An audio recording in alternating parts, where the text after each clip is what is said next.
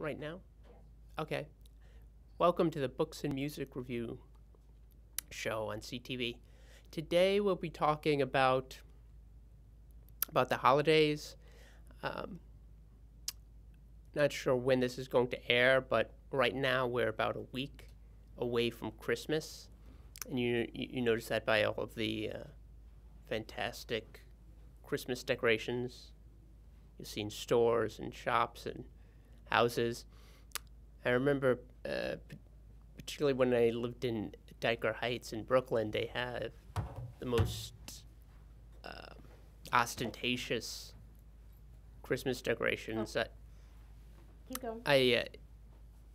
When I was in high school, I interviewed a family, the Spadas, who had,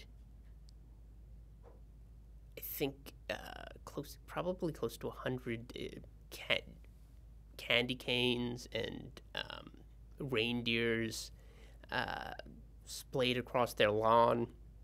They were really proud, took pride in the fact that they did all of their own landscaping, and as opposed to the people across from them who had these two gigantic nutcrackers, animatronic nutcrackers, and a gigantic Santa Claus sandwiched in between, who used to call out to people. It was hooked up to an electronic system where the owners could actually talk to people outside. It was kind of funny.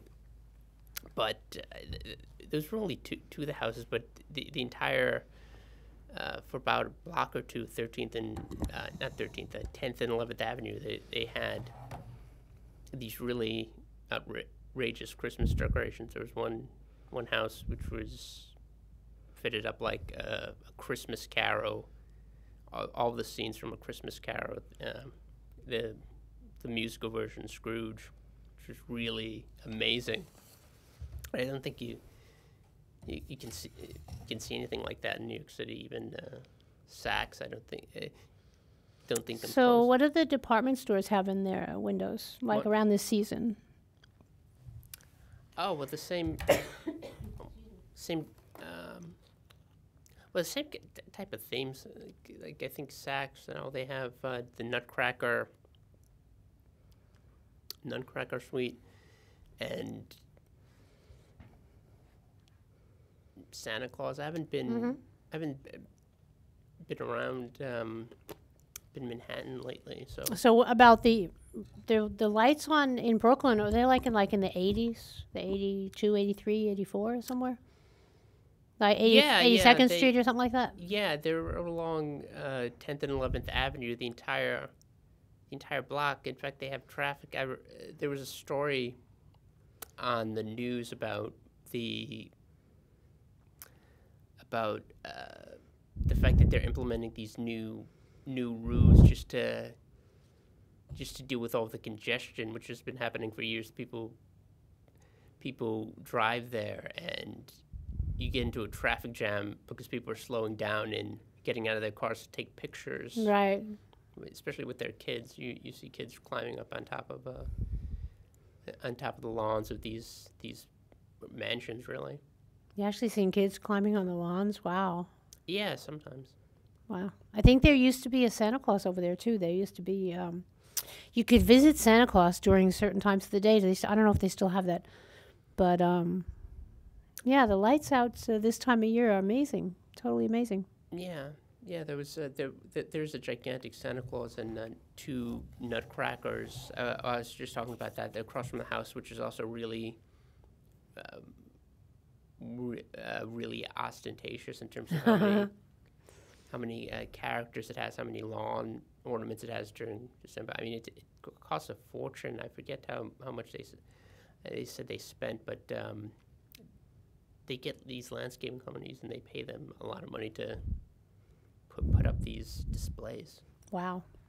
And you know what? They have, I think we have a video out. We actually did a TV show on that, on the, some of those lights that you were talking about. We showed, one of them had like a Winnie the Pooh, and another one had, I like when they have the nativity and the manger.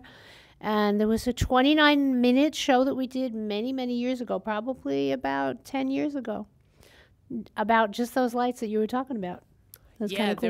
there was a PBS documentary called Diker Lights, which was Ah. I think a half hour long or an hour long Mhm. documentary where they interviewed people throughout the neighborhood who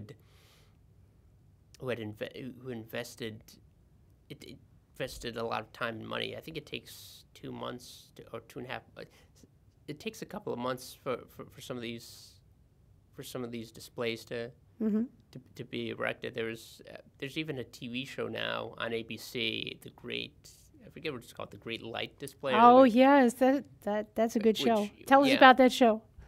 Oh, it's just people from across the country that have all these Christmas displays, these really extravagant, intricate Christmas displays, and they compete to see which one is the most, I guess, the most amazing, the most eye-catching, and And they work full time at sometimes putting them together. They start like the day after Christmas. yeah. Sometimes it's not even months. Sometimes they do it the entire year. You know what I like? I think I'm not big on lights. I like looking at lights, but not setting up lights. But what I love for Christmas decorations is when we have like the little words of like peace. Like a couple of days ago, I saw in the dollar store, which was so cool. It was a plaque that had this snowman, this happy snowman. And I was like so excited about seeing the snowman. I didn't even realize it said something else next to the snowman. So there's a snowman and it looks like a fence. And then on the side is the word believe. So I love the Christmas decorations that have words of peace and words of comfort. And words were like, so you're just walking down the block and you do see all the lights and you see everything and get all excited about it and the Santa Claus and all. And then you walk down the block and you see a word says peace. And it actually can bring you peace in that moment, besides the excitement and besides the joy. So, so what else about Christmas or holidays or Hanukkah or holidays, happy holidays? What else do you have to say about that? Oh well, I just it's kind of interesting because it's one of the few times a lot of people get together with their families, especially if they live in different parts of the country or even the same parts of the country. I mean, I know we have relatives that live pretty close, but Right. it's still hard to like arrange your schedules where you can get together. Mm-hmm. And that's why I like rearranging holidays. I like rearranging birthdays and rearranging holidays. Like for example, my birthday is in the cold, cold winter. And from the time I was born, I think I was born in a blizzard, and it's always snowing pretty badly and pretty heavily. And so, people can't come to the party, or you can't have a party, you can't have a celebration because everybody's stuck all over the place. So, for my big birthday, I decided I'm going to change my birthday to summer or fall. So that's what this is. This is a show of ideas and a show of different kinds of things. So we give you this idea. Were you born in December or January? Were you born in really, really, really, really heavy, heavy weather? Cold weather, people don't want to come out of the house. How about changing your birthday? I confess, I did this many years ago. About 20 years ago, I decided to change my birthday. First thing, you celebrated for the whole week. So nobody misses your birthday. Because if they missed it on Monday or Tuesday, you're still celebrating it on Wednesday and Thursday. Then, when you get really brave and really old, you celebrate it for the whole month. So, and then when you get this light bulb go off in your head, you go like, you know what? I was born in winter, but I really want a summer birthday or a fall birthday. So that's it. So I'm going to have a big birthday in the fall, the summertime. And it'd just be like no snow on the ground, which actually this season is pretty good. We haven't had much heavy snow. Yeah, We had 2 days of light snow. Yeah, a couple of inches. Yeah. Most. So, what else is happening for the holidays? I like the music. Yeah, the music. I love holiday music. So, what's your favorite? Do you have any favorite Christmas songs or holiday songs? There's a lot of a lot of the like classic Christmas songs are really. It's funny. It was someone posted the other day a link to the Vince Guaraldi trio, the guy who did the songs for the Peanuts cartoons. Oh, wow. Which is really funny. So what kind of songs are we talking about for Peanuts? It's a Charlie Brown Christmas has the person who scored that had all these kind of jazzy type holiday songs for that cartoon, which they run. I think ABC already has had. I know we have family members who really love that. That's kind of the iconic Charlie Brown episode, the one where Charlie Brown takes a tree and has to. he gets all of his other friends ridicule him for the fact that he took this tiny little the Charlie Brown tree. Yeah. And at the end they kind of spruce it up, they decorate it, and it becomes really kind of lovely. I don't know if you know it, but do you know that tree is famous? That Charlie Brown tree is so famous that years ago, and I don't know if they still do it, probably call them up and find out. In a florist in Brooklyn, they were selling the Charlie Brown tree. They had this tiny little tree, and it's known as, when you say the Charlie Brown Christmas tree, you know what it looks like.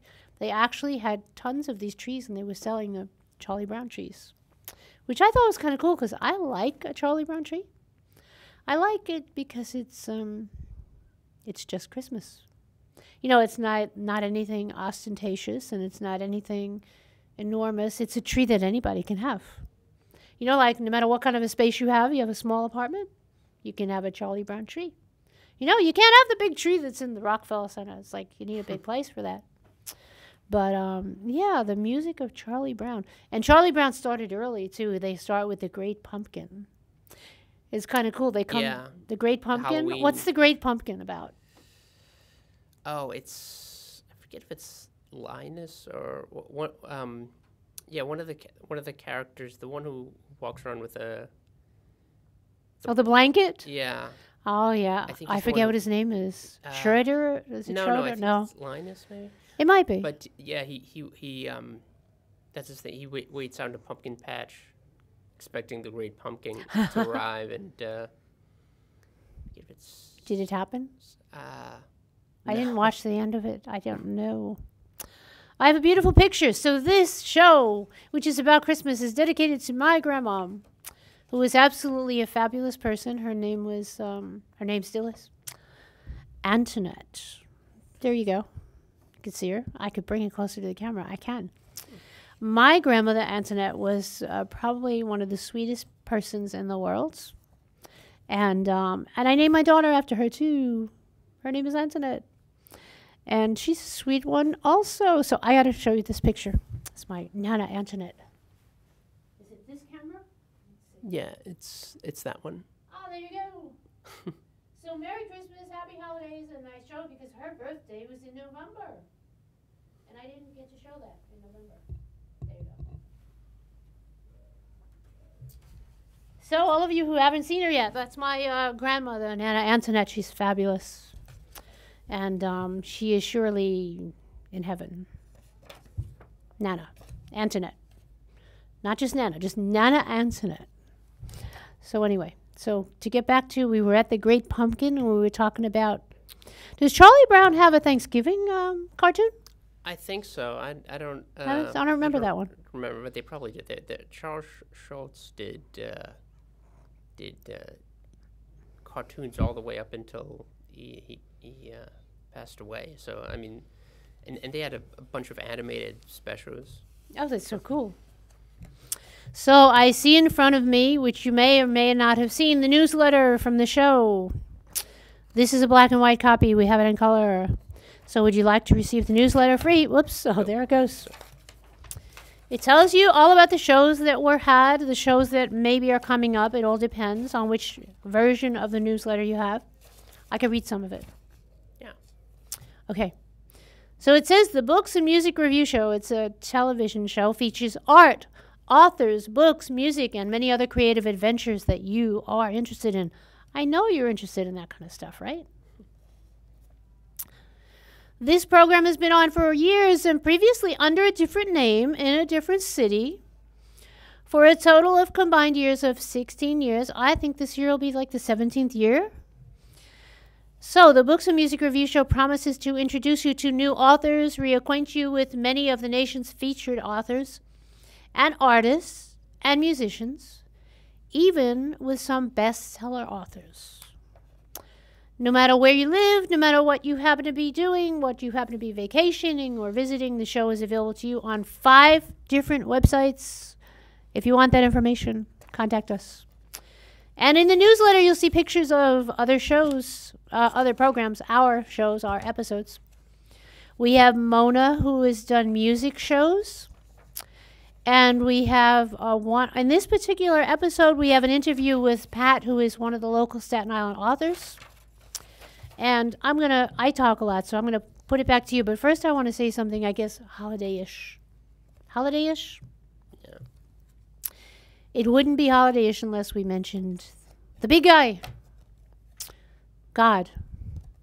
So on the cards, it says, I did not make up these cards. These cards are from, I'll tell you. Write to me and I'll tell you where they're from. It says, God is still a still point in a turning world. I guess you can really feel that around holiday time when you go outside and everybody's rushing around everywhere. People are speeding, people are doing U-turns, people are driving like crazy out there. Parking lots are, it's crazy. But God is a still point in a turning world. Take a pause, slow down, watch that speed limit. God sleeps through storms and calms the winds with a word. Cancer doesn't trouble him, and cemeteries do not disturb him. Yes, I said him. He was here before they came. He'll be here after they're gone. Because God restores hope to the soul. Everything changes when your rescuer appears. Your loneliness diminishes because you have fellowship. Your despair decreases because you have vision. And your confusion begins to... What does that say? Your confusion begins to lift because you have direction. I thought that said life. That shows you I need my glasses when I read for this show. I definitely need my glasses. So, there you go. Oh, my glasses are right there. Yeah, there they are. over there. I should put them on before I start reading, right? Okay, so we have 11 minutes to do more about Christmas or holidays or what? Yeah. What's on your mind? Like I said, this probably will air after. Oh, Christmas. doesn't matter when it airs. It's going to be Yeah. on when it airs. You will see this when you see it. You're seeing it now. So there you go. And so Yeah. Like we you can said- talk about anything. It doesn't matter like when it airs or whatever. We can talk about any topic. Oh yeah. Well, you had problems with the scheduling, but because of all the holidays. Yeah, that's a good thing to talk about. Yeah. The fact that the holidays blocked off a certain number of days where we could actually 3. tape. Yeah. Go ahead. You tell it. You tell it, and then I'll add to it. Yeah, but because we tape on a certain day, which is,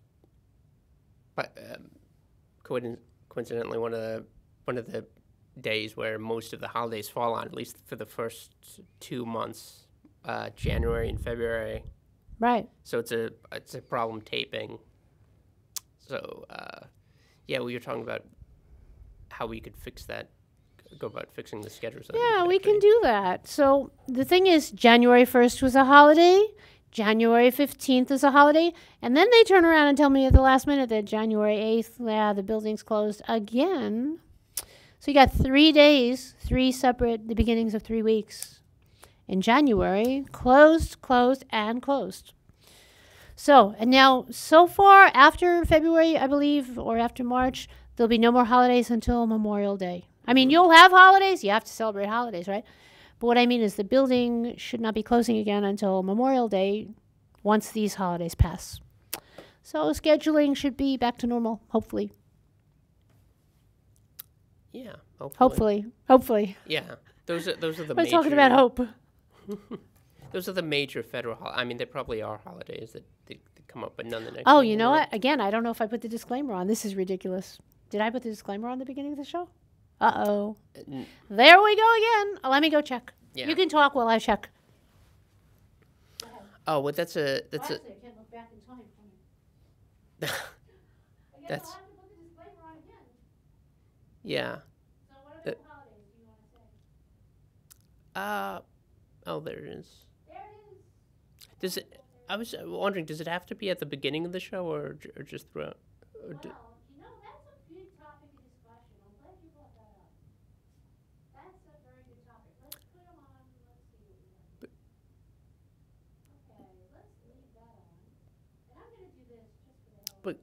oh, there it is. I'm going to do that just for the hell of it. Produced through the facilities of Staten Island Community Television. That's where we're. Their names on there and it's copyrighted. That's where we're taping right now. We're just going to have fun. Just run the gamut through all the. And just for fun, you know what I'm going to do, which I really like? Oh, my mic is in here now. No, you need. You're not mic'd up. Snowballs. Oh. Snowballs. Okay, I'll go back in here now. We actually have a snowball. It's off screen, but we have it's off screen, but we actually do have a snowball in the studio right now. We could bring it in. It's off to the side. Okay, so I think I'll send my friend the disc also besides this. Okay, so you couldn't hear me talking. I was inside blabbing. Okay, so here it is. You could open that up. Guess what? I might as well send my friend a picture of this video. It's a snowball battle. We're going to have a snowball fight on air. Let's see that. Let's see what it is. Here you go. Catch. Hand me that snowball battle. Oh, here you go. So if you live in California or Florida or anywhere where it's warm, you too can have snow. Remember I was just talking about I don't want the snow, right? Okay. This is the kind of snow I want. It's called a snowball battle. I'm going to bring it to the... Yeah, hold on. Oh. That's what it looks like. It's a snowball Up battle. close. Look at that. And there's snowballs on the side of it. They sell these at. I don't think we can say where. Oh, okay. But we can. But yeah, certainly show you it. can find them if you really look around. It's kind of fun. We can show what it looks like. The Yeah. snowball battle. So you open the box and check that out. You have 1, 2, 3, 4. Okay, 5, 6, 7. No. Oh, there's one missing. There's one missing. Okay, so we got. Did I count that right? 1, 2, Yeah, there are 9. 3, 9 in total. 4, 5, 6, 7, 8. Okay, so there's 9 snowballs. There's 10 snowballs, actually. So here's what I did. I got a friend in California. Been in California for years and years and years and years. Every so often we talk about, don't you miss Brooklyn, New York, Staten Island? Don't you miss Manhattan? She's like, no. She's a childhood friend. I've known her since I was 15. She's like, I just miss the snow. I'm like, yeah, right. We'll send you some of our blizzards. You're going to get snow. I'm sending the snow to my California friend because she misses the snow from New York. So we're going to send her a snowball battle. And the reason there's only 9 in there is because I thought we should share the snowball fight. So I'm taking 2. There's one for me and one for you. And the rest are going to California. Isn't that wonderful? Wow. Okay, so put that in there. There's the snowball. So go get your friend some snowballs. You can leave that like that. That's cool. Don't give me the bag. I'll give you the bag. I'll put it over here. Go get yourself some snowballs and have a snowball fight without getting wet. I think it's kind of fun. especially Yeah, for it's so fun. kids. Imagine like the kids in California and Florida. Yeah, it actually it feels like the texture. It feels like crunchy. If you touch it, it resembles a real snowball. It does. You know, like when you get that The only puffy difference is snow. it's not cold. That's You get the puffy there's no snow, ice. and you can actually hear it like crunch. That's the snowball. Okay, so that's the fun thing you can do. Oh no, there's only 4 minutes and 42 seconds left. Okay, so we got to get serious. We're talking about the disclaimer. Okay, here's the thing. Here's what I think about it. I think that when you try to adjust the show and you say the disclaimer must be such and such words, like even if you leave out the word the, they're not going to air your show. Za. So can they do that? It's like community access TV. It's free speech TV. It's like, can they really do that? Like if you leave out the word the, not air your show? Well, I was told that by someone, the powers that be. I don't think that's right. Okay, so here's the thing. Excuse me. For medical reasons, I have water in the studio.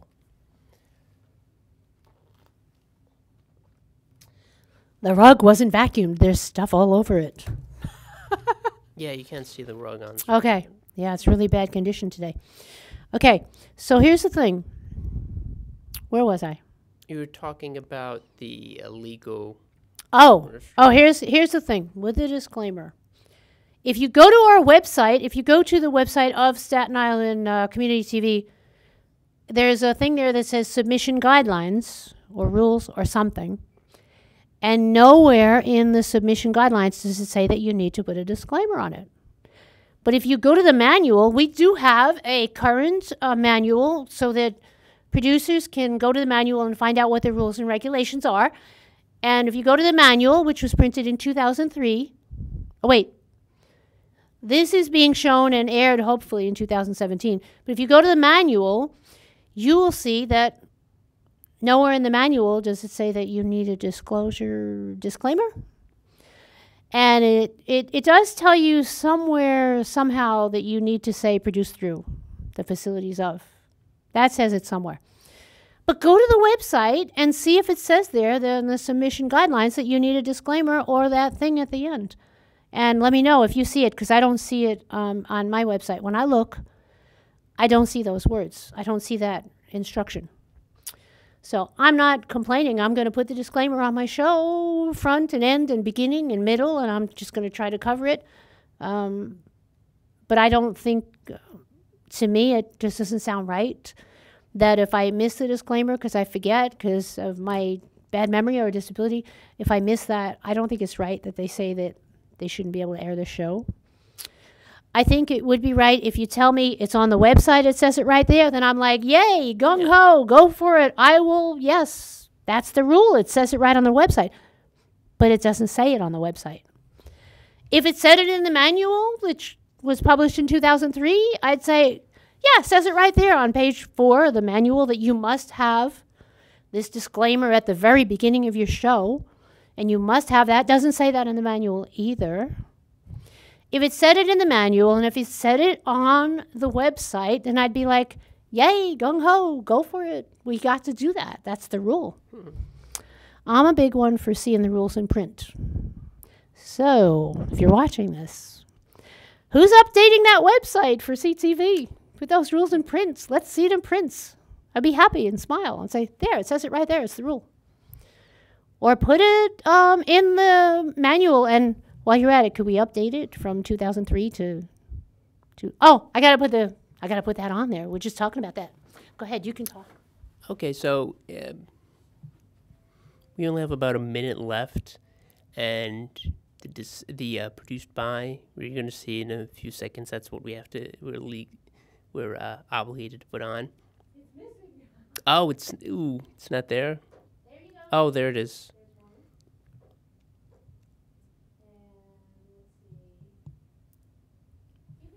Okay.